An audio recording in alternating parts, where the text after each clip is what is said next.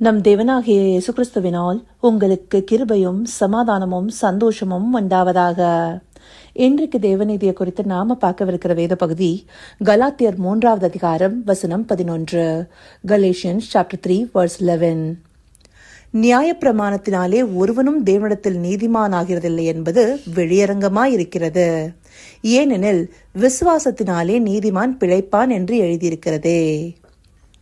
இந்த வசனத்துடைய துவக்கத்துல நியாயப்பிரமாணத்தினாலே ஒருவரும் தேவனிடத்துல நீதிமான் ஆகிறது இல்லைங்கிறது வெளியரங்கமா இருக்குன்னு சொல்லப்பட்டிருக்கு. அந்தபடியே நியாயப்பிரமாணமானது பாவத்தை அறிகிற அறிவை உணர்த்துவதற்காக கொடுக்கப்பட்டிருக்குன்னு சொல்லிட்டு ரோமர் 3வது அதிகாரம் 20வது வசனத்திலேயும் சொல்லப்பட்டிருக்கு. அப்படி நியாயப்பிரமாணம் இல்லைன்னா பாவம் என்னதுன்னு சொல்லி மனிதனால அறிந்து கொண்டிருக்க முடியாது. முக்கியமா பவுலடியார் தாமே சொல்றாரு இல்லையா, இச்சியாதிருப்பாயாகன்ற ஒரு பிரமாணம் இல்லைன்னா நான் பாவம் செஞ்சிருக்கேனே தெரியாதுன்னு சொல்லி. அந்தபடி எல்லாருமே ஏதாவது ஒரு வகையில பாவத்துல விழுந்து போனவர்களாக இருக்கிறாங்க. இந்த பாவத்தை செய்யாம இருக்கணும்னு சொல்லிதான் நியாயப்பிரமாணமானது நமக்கு உணர்த்துது. நாம பார்த்த வசனத்திற்கு அடுத்தபடியா இருக்க 12வது வசனத்துல கூட நியாயப்பிரமாணமோ விசுவாசத்திற்குரியது அல்ல, அவைகளை செய்கிற மனுஷனே அவைகளால் பிழைப்பான்னு சொல்லியிருக்கு. அந்தபடி நியாயப்பிரமாணத்தின்படி செய்யும் போதுதான் ஒரு மனுஷன் பாவத்துக்கு தப்பி பிழைக்க முடியும். இல்லனா அவனுடைய ஆத்மா பாவத்திற்குள்ளாகி மரணத்திற்கு ஏதுவாக இருக்கும்.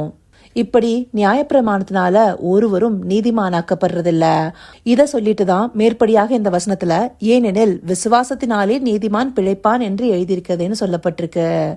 இங்க கொடுத்திருக்கிறபடி விசுவாசத்தினாலே நீதிமான் பிழைப்பான்னு வேதாகமத்துல பழைய ஏற்பாடுல ஆபகுக் புஸ்தகத்திலயும் புதிய ஏற்பாடுல ரோமர், கலாத்தியர், எபிரேயர் போன்ற புஸ்தகங்கள்லயும் எழுதப்பட்டிருக்கு.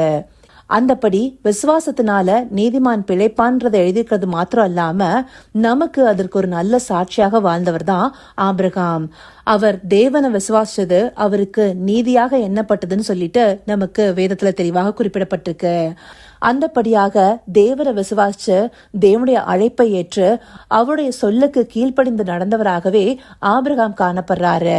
அவருடைய ஆசீர்வாதம் நமக்கு வேணும்னு நினைக்கிறோம். அந்தபடியான ஆசீர்வாதத்தை சுதந்திரிக்கிறதுக்கு நாம விசுவாசிகளாக இருக்கிறோமா? நாம விசுவாசத்தினால பிழைக்கிற நீதிமான்களாக இருக்கிறோமா? இதை நாம நிதானிச்சு பார்க்கணும். இதே பகுதியில 14வது வசனத்துல ஆபிரகாமுக்கு உண்டான ஆசீர்வாதம் கிறிஸ்து இயேசுவினால் புறஜாதிகளுக்கு வரும்படியாகும்னு சொல்லி குறிப்பிடப்பட்டிருக்கு.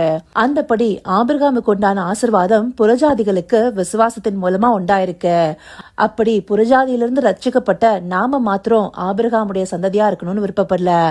அந்தபடி இந்த விளக்கம் அன்றைக்கு எதற்காக கொடுக்கப்பட்டதுன்னா, யூதர்கள் தங்களை ஆபிரகாமின் சந்ததின்னு சொல்றதுக்கு மிகவும் மேன்மையாக நினைச்சாங்க. அந்தபடி அவர்கள் ஆபிரகாமுடைய சந்ததியாக இருக்கிறதுக்கு அவங்களும் இந்த விசுவாச பிரமாணத்திற்குள்ளார வரணுங்கிறத புரிந்து கொள்வதற்காகவே பவுலடியார் இங்க இதை குறிப்பிட்டிருக்கிறாரு. இந்தபடியா யூதர்கள் அழைக்கப்படுவதையே அவங்க விரும்புறாங்கிறத நாம யோவான்சானுடைய வார்த்தைகள் இருந்தும் அறிந்து கொள்ளலாம்.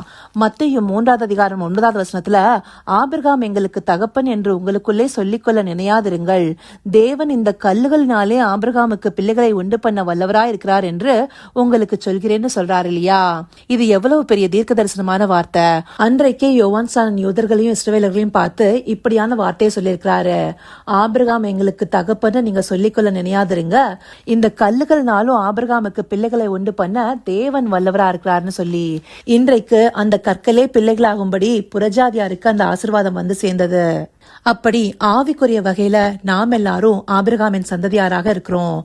நாம விசுவாசத்தின்படி பிழைக்கும் போது ஆபிரகாம போல நீதிமான் ஆக்கப்பட்டு அவருடைய சந்ததிக்குள்ளார வருகிறவர்களாக இருப்போம். அப்போ அந்த விசுவாசம் நமக்குள்ளார எவ்வளவு பலத்ததாக இருக்கணும். அன்றைக்கு ஆபிரகாம் இடத்துல இருந்த விசுவாசம் நமக்கு இருக்கா? அவர் தன்னுடைய சொந்த தேசத்தை விட்டுட்டு தன்னுடைய மக்களை விட்டுட்டு தேவன் அழைத்த இடத்திற்கு வந்தாரு. அது மாத்திரம் இல்லாம தேவனுடைய வார்த்தைக்கு கீழ்ப்படிந்து அவர் சொன்னதை எல்லாம் விசுவாசிச்சு நடந்தாரு. தேவன் தனக்கு முன்பாக நடந்து கொண்டு உத்தமனா இருக்க சொன்னபடி அவர் தன்னுடைய செய்கைகள் எல்லாம் தேவனுக்கு உகந்ததாக மாற்றினாரு. அன்றைக்கு சோதோம் கொமோரா ராஜா கொடுத்த வெகுமதிகளை கூட அவர் மறுத்தாரு. எதனால? தேவன் தாமே தன்னை உயர்த்தினதாக எல்லாரும் உணர்ந்து கொள்வதற்காக. அப்படிப்பட்ட வைராகியம் நமக்குள்ளார காணப்படுதா? அப்படிப்பட்ட விசுவாச ஜீவியம் நமக்குள்ளார இருக்கா? இப்படியாக நாம இருக்கும் போதுதான் ஆபிரகாமுடைய ஆசீர்வாதத்திற்கும் உரியவர்களாக இருப்போம். இதை உணர்ந்து கொண்டு நம்முடைய விசுவாசத்துல பலத்தவர்களாக இருக்கும் போதே நாம விசுவாசனால பிழைக்கிற நீதிமான்களாகவும் ஆபிரகாமுக்கு சந்ததியாராகவும் இருப்போம். அதை நாம உணர்ந்து கொள்வதற்காகவே இந்த பகுதியில தேவன் நமக்கு காண்பிச்சிருக்கிறாரு. இதை உணர்வுள்ள இருதயத்தோடு பார்த்து ஆபிரகாமின் சந்ததிகளாக விசுவாசத்தினால நீதிமான்களாக்கப்பட அவரை நோக்கி பார்ப்போமா? கர்த்தாவே, தேவாதி தேவனே, உமக்கே இந்த வேளையில் நன்றி செலுத்துகிறோம் ராஜா. அப்பா, விசுவாசத்தினால நீதிமான் பிழைப்பான் என்று எழுதியிருக்கிறபடி விசுவாசத்துல பிழைத்த நீதிமானாக அன்றைக்கு ஆபிரகாம் இருந்தது போல இன்றைக்கு ஆவிக்குரிய சந்ததியாக ஆபிரகாமின் வழியில சேர்த்து கொள்ளப்பட்ட நாங்களும் விசுவாசத்துல பலத்தவர்களாக இருக்கணுங்கிறத இந்த வார்த்தைகள் மூலமாக எங்களுக்கு காண்பிச்சிருக்கீங்க தகப்பனே.